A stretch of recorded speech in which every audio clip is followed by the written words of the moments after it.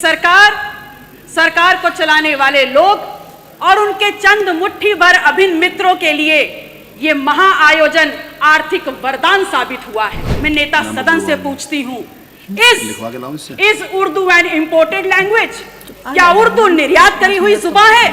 आम आदमी सुविधाओं के लिए, व्यवस्थाओं के लिए हांफता रगड़ता रोता नजर आ रहा है। आपका नारा है सबका साथ, सबका विश्वास, सबका विकास।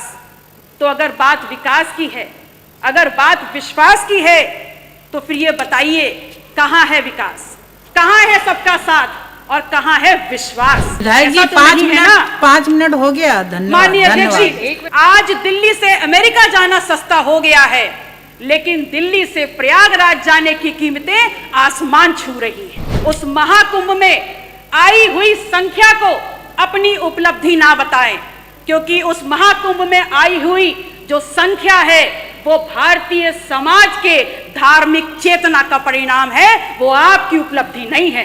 संशोधन प्रस्ताव रखने का आपने मुझे अवसर प्रदान किया।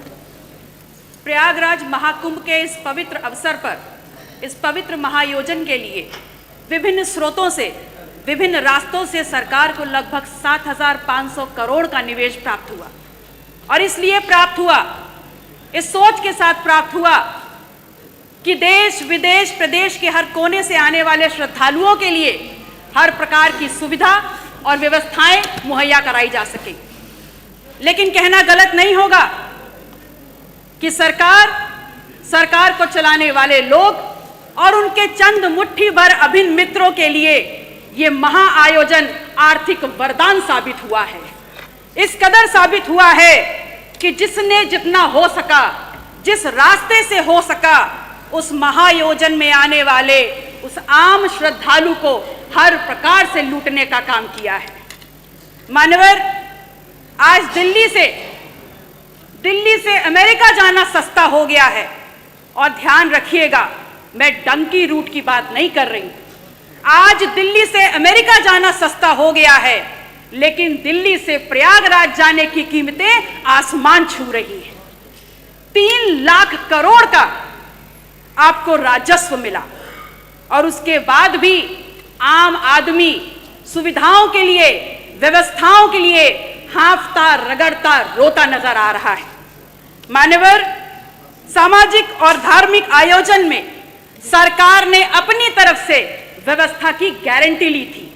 तो आज सरकार को सामने आकर के इस बात को स्वीकारना होगा कि आप ठीक व्यवस्थाएं दे नहीं पाए।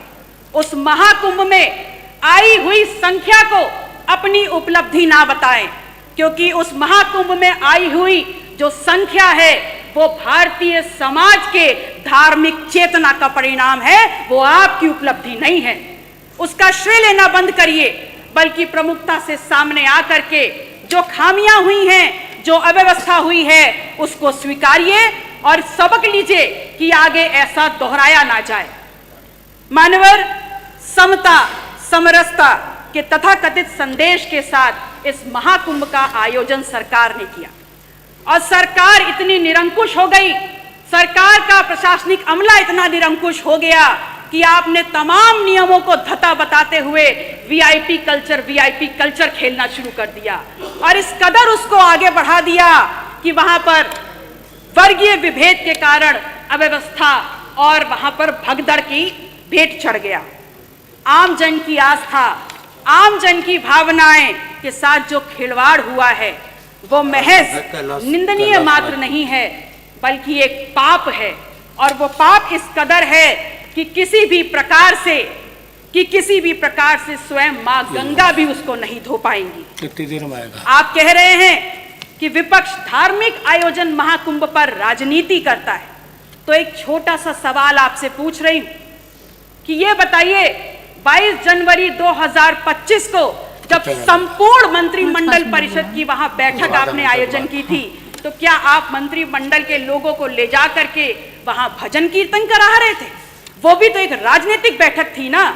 तो फिर राजनीति विपक्ष कैसे कर रहा है?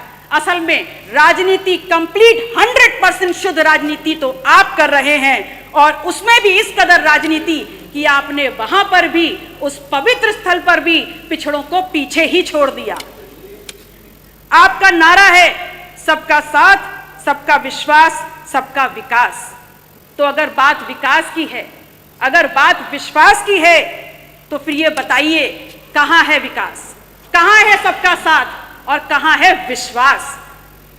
सच्चाई ये है कि तथाकथित सरपट दौड़ती विकास की इस ट्रेन को पकड़ने के चक्कर में बहुत सा सामान प्लेटफॉर्म पर पीछे छूट गया, और जो छूट गया उसमें है इस प्रदेश की आधी आबादी की सुरक्षा। जो प्लेटफॉर्म पर छूट गया वो है नौजवानों की नौकरी का सपना, और जो पीछे छूट गया उसमें है शब्दों की मर्यादा और हमारा अदब। शायद इसीलिए उस दिन सदन में जब विपक्ष के द्वारा विधानसभा की कार्रवाई में उर्दू को सम्मिलित करने की बात की गई, तो यहाँ पर अशोभनीय और असंसदीय भाषा का प्रयोग किया गया। तो एक सवाल सीधे सीधे माननीय अधिष्ठाता महोदय, आपके मार्फत आपका संरक्षण लेते हुए मैं नेता सदन से पूछती हूँ, is Urdu an imported language? क्या उर्दू निर्यात करी हुई जुबान है?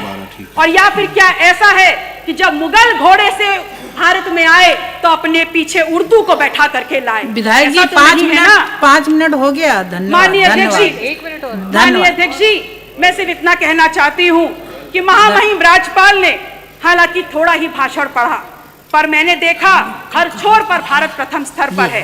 बड़ी प्रसन्नता हुई, और अगले ही पल ये भी समझ में आ गया कि माननीय राज्यपाल महोदय की क्या गलती है, वो तो बहुत दूर से आई हैं। असल में उनको जो झूठा सच्चा लिख के दे दिया गया उन्होंने पढ़ने का काम किया।